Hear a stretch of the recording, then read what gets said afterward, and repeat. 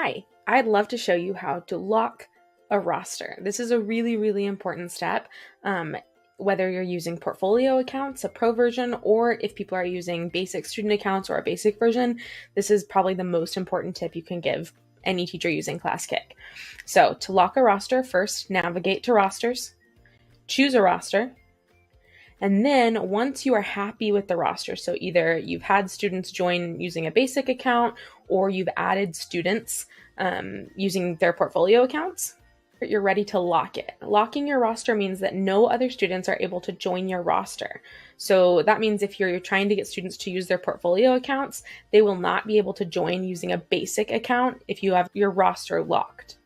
So to do that, you just click these three vertical dots in the corner, click Lock Options, and then lock this roster.